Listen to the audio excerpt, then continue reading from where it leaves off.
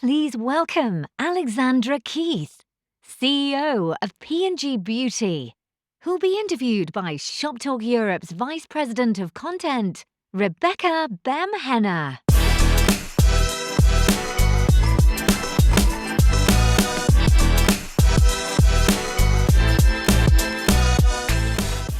Alex, welcome to Wonderland.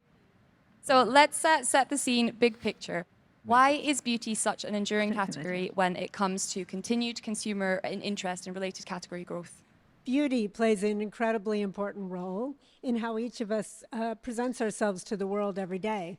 The categories that we compete in P&G Beauty, hair care, personal care, skin care, play a really important daily use role, both with kind of core benefits, washing your hair, washing your face, washing your body, but also with elevated experiences and specialized benefits, because people always want to up their game in the beauty space. And superior propositions and brands can really deliver incredible opportunity for category growth by delighting consumers both in those core needs and in the elevated ones. So beauty has an incredibly important role to play. Speaking of, and kind of going back to the pandemic, just spending a little bit of time in the past, I'd be interested to learn kind of what impact did the pandemic have on P&G's beauty growth? And I know that you mentioned kind of experiences as some growth that you saw during the pandemic, and kind of what have the learnings been from that? How are you leveraging these learnings as you're kind of adapting your offerings looking forward? Yeah, we had several interesting things happen during the pandemic. I would say one of the most interesting was the deodorant category really went down. People stopped wearing deodorant, which was a little questionable when they were staying home with their family. But we were all, of course, working to up our game in the digital world. And you talked about digital media, digital commerce, all those things. And really the pandemic helped us build those muscles incredibly well. We saw a number of trends start to shift from outside the home to inside the home. So intensive hair treatments, as one example, skyrocketed. We saw people searching for, how do I get that same treatment that I used to get at the salon that I can't go to right now at home? And we were able to help consumers meet those needs with things like our Pantene Golden treatments, which we ultimately saw grow in the high teens during the pandemic, delivering meaningful amounts of category and segment growth. And that continued afterwards, because I think even as people came back to salons and stores, they added on that at-home treatment as a kind of a special moment in between. Extra self-care moments, I can definitely get behind that. Definitely. And then kind of thinking about kind of specific examples of specific adaptations that you've made to your beauty offerings, can you share one or two specific examples of how you're using customer insights to kind of iterate products and adapt your beauty offerings? Yeah, we're always spending time with consumers, I think really understanding what are people's needs and desires, but also what are the barriers they have to buying the propositions that exist today. So one of our brands is Head & Shoulders. It is the world's largest shampoo brand, and that is because it's a superior anti-dandruff solution. And 50% of the world has dandruff. So ultimately, though, what we were finding is in every market we compete in, while about half the people have dandruff, and in some markets higher, the segment was nowhere near that developed. Mm-hmm. And so we knew there were a lot of people that had a dandruff problem that weren't actually buying anti-dandruff solutions, including Head & Shoulders. And we had that understanding for quite a while. But then we saw an emerging trend with consumers that is existing and growing today, which is a trend for more minimal ingredient solutions, for lack of a better phrase. And the motivations for that trend are varied. There were many across different consumer groups, but we saw the trend happening. across many different categories. And so we married that trend with some of the insights that we were getting, and we said, what if we could create a superior anti-dandruff solution from Head & Shoulders that only had 9 ingredients instead of the normal 23 to 25 that most shampoos have? And we wanted those 9 ingredients to be ingredients we could name and put on the front of the pack and explain to people what they were. So we gave our innovation team that brief. It was pretty tight. It said it has to be as superior as Head & Shoulders is, and it has to have 9 ingredients. More than 10 would not work. And they delivered. It took a while. The innovation process is messy and sloppy, and it took many iterations. But we finally got there. We launched it last year in the US, and I'm really thrilled to say several things about it. We launched it as Head & Shoulders Bare. Because it was minimal ingredients, we also put it in a minimal package. It has 45% less plastic than our normal Head & Shoulders package.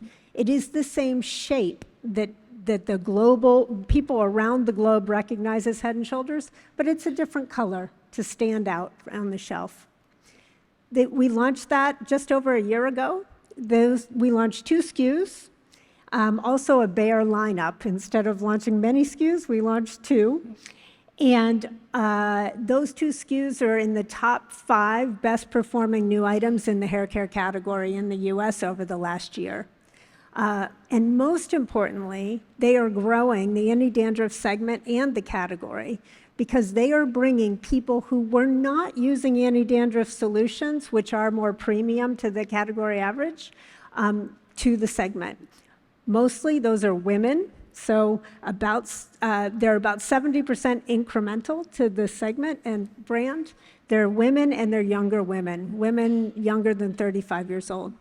So they weren't getting their anti-dandruff needs met by the offerings that existed in the market. We were able to marry the trend with those insights and innovate very specifically on that brief. And I think the consumer delight is obvious in the results. That's really interesting, Alex. I would love to kind of get under the hood of that. So what does that look like internally from a kind of end-to-end journey? So customer insights are obtained. Love to talk about kind of where you're getting those insights from specifically. And then they are brought back into the business. Is that from the marketing team that's bringing them back to the innovation team? And then, reformula, you said it takes multiple iterations until you're happy with it. And then the kind of naming of the product, the branding, the messaging to ensure that it really resonates with those specific consumers whose needs you're trying to meet with the new product. I'd love to get a sense of who's involved, what teams are involved in those conversations. How does the end-to-end process look like? So first of all, consumer understanding for us is everybody's responsibility. So I wouldn't say that it's our marketing people or our consumer research people. It's everyone's responsibility. And the beauty of working in beauty is that you can get that learning anywhere because everyone in your life is a beauty consumer and usually really willing to talk about it. Yeah. So that's fantastic. But we have teams. We have innovation teams whose main goal and main objective is to innovate new products. So as the insights come to life, we put them typically in market screening testing as ideas. So this idea, part of the reason we knew that it had to have less than 10 ingredients was we tested an idea with 12 ingredients because for about a year, our R&D team said, we know we can do it with 12. Mm-hmm. Can we do it with 12? Mm-hmm. And we said, we think there's something magic about 9. So we went ahead and tested it in several of our top markets around the world and found out that, yes, the consumer purchase interest was significantly higher if there were only 9 and not 12. Mm-hmm. So we went to the R&D team and said, keep working on it. We need to get to 9. And so I would say it's a very iterative process, and we're very integrated teams. We don't kind of throw a brief over the wall to our R&D team. They're integrated with our commercial team, with our, even with our go-to-market teams, because we want to think about ultimately how will this be presented to the consumer together with our retail partners. So it's iterative, it's very data-based, but there's a real role for intuition. You know, at the very beginning of it, when I mentioned that we knew there were barriers and people were telling us that they didn't want to use Head & Shoulders, what we observed was, they didn't express this, but what we observed was they would use Head & Shoulders every now and then, but not all the time. And we triangulated that with what if we could give them a solution that they would want to use all the time? And that's how we got to the minimal ingredients idea. That's super fascinating. Kind of switching gears a little bit, we've just been talking about innovating kind of current products and within the P&G portfolio. I'd love to get a sense more broadly of kind of how you balance innovation between kind of in-house initiatives like we've just discussed, but also looking outside of P&G at disruptor brands, other businesses out there that are meeting other needs that perhaps P&G isn't meeting currently. How do you kind of balance those two in terms of innovation? Yeah, I think it's a fantastic question. I mean, in the end, our core brands are very big brands. They meet very important consumer needs, but they're big for us and they're big for our retailers. And they need to stay relevant and resonant with consumers for years to come, because if they don't grow, the categories don't grow. So the first place we always look when we see new emerging consumer needs or desires or benefit spaces is to our own core brands to see if we think our equities can stretch. And we often do that, as with the Head & Shoulders example that I just gave. But oftentimes, we will look at that and say, we can stretch our brands there, we need to, but maybe there's incremental that we can do if we partner or acquire another brand. And the best example of that I can give is how we think about textured hair. So the textured hair consumer around the world is generally underserved by the historic hair care industry. And as we've been looking at our core brands, Head & Shoulders, Pantene, and others, we've said, we need these brands to serve all and each consumer. And we need them to be relevant to those consumers. And they're doing that well in many ways. We have great technologies for textured hair. But in beauty, it's important that the brand also have that credibility and resonance. And for some textured hair consumers, particularly, as you look on the porosity spectrum of hair, they just didn't see how some of our core brands would necessarily meet their needs. So in 2022, at the end of the year, we acquired the Mielle brand, which is a brand that was founded by a woman named Monique Rodriguez. She is a textured hair African ancestry woman in the US. And she had built an amazing brand that was so resonant with this consumer and has products that really deliver superiority for textured hair. So we knew that she was reaching a consumer in a more resonant way than we were doing with our core brands in many cases. And she was very interested in partnering with us, one, from an innovation standpoint, data analytics standpoint, shopper understanding, retail partnership, and also the opportunity to bring the products to consumers around the world because of our global footprint. So that's a place where we've broadened our portfolio to meet consumer needs, but in many cases, we innovate within our core brands. Thank you, Alex. That's really interesting and really links back to the brand power piece of the zeitgeist that we've just heard. As we heard there, kind of disruptor brands, their brands are intrinsically linked to their founders' stories. And I think I'd love to hear from you, kind of how do you at P&G balance kind of preserving the heritage of these brands that you are acquiring and working with the founders? You know, how do you do that alongside bringing them into the P&G fold? Would love to get your view on how you look at that. Well, we have been very deliberate to let these brands continue to operate independently. We're connected. We're supporting them. We're resourcing for them. We're bringing capabilities. But it's really important that the core of what these brands are remains the core of what these brands are. And the P&G fold can offer many benefits. It can also be very folding. So we don't want to smother the brands with ourselves. So ultimately, Monique still runs the Mayel brand.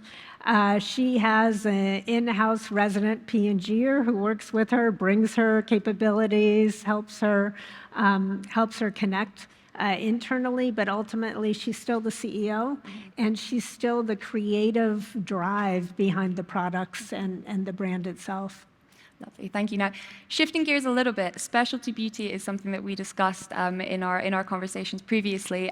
First of all, what is specialty beauty? Why is it important to P&G? And what do you see the opportunity for the category, specifically in Europe?